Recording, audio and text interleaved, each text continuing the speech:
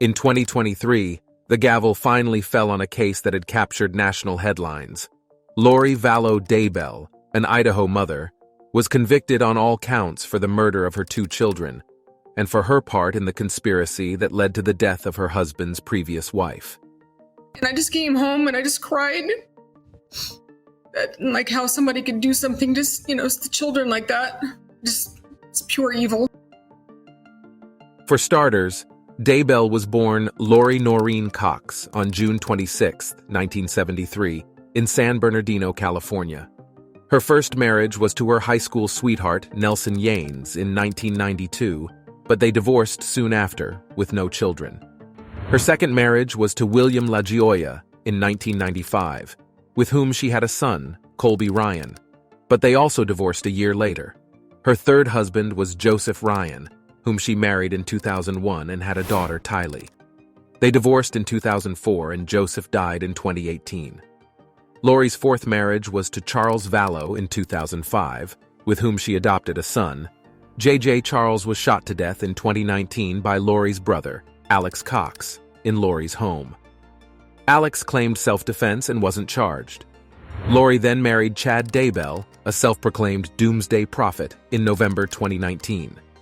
In 2023, Vallow was charged with 2 counts of first-degree murder and 3 counts of conspiracy in relation to the 2019 deaths of her children, 17-year-old Tylee Ryan and 7-year-old Joshua J.J. Vallow and Tammy Daybell, her husband's first wife.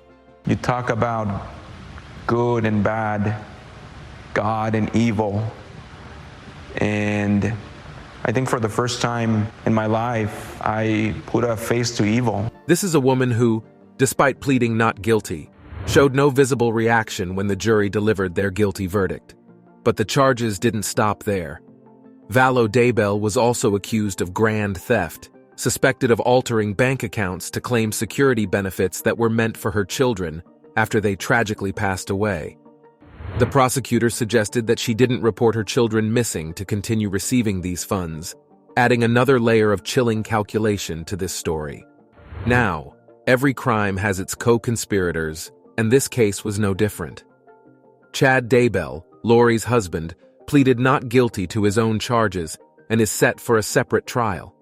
He faces 2 counts of conspiracy to commit destruction, alteration, or concealment of evidence. The evidence in question?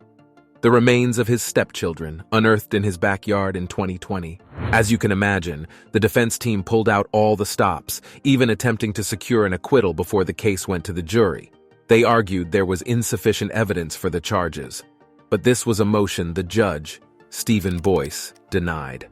Now, let's delve a little deeper into the more bizarre aspects of this case, which revolve around the couple's extreme religious beliefs. Lori and Chad Daybell weren't just members of a doomsday cult. Their beliefs were a tangled web of apocalyptic prophecies that played a significant role in their actions. Their beliefs were reportedly so extreme that they justified the unthinkable using their interpretation of religious doctrine. This included a belief in zombies, a term they allegedly used to describe people possessed by dark spirits.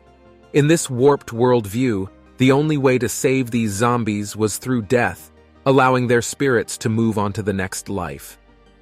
It was reported that Lori referred to her children as zombies before their disappearance, the chilling implication being that in her mind, their death was not a murder, but a warped form of spiritual salvation. This belief system paints a disturbing picture of how deep the couple had descended into their doomsday ideologies. This case isn't just a tragedy. It's a journey into a warped reality, where religious beliefs were twisted into justifications for the most heinous acts. The couple's story was so shocking, it even became the subject of a Netflix true crime documentary. Thank you for joining us on this journey into one of the most unsettling cases of recent times. If you found this video informative and want to stay updated on similar stories, feel free to hit that subscribe button. Remember, understanding these stories isn't just about satisfying curiosity. It's about being informed and mindful of the world we live in. You talk about good and bad, God and evil, and I think for the first time in my life, I put a face to evil. I was disgusted. I didn't want to look at them. I just couldn't believe how someone can be that happy when your kids are on the ground.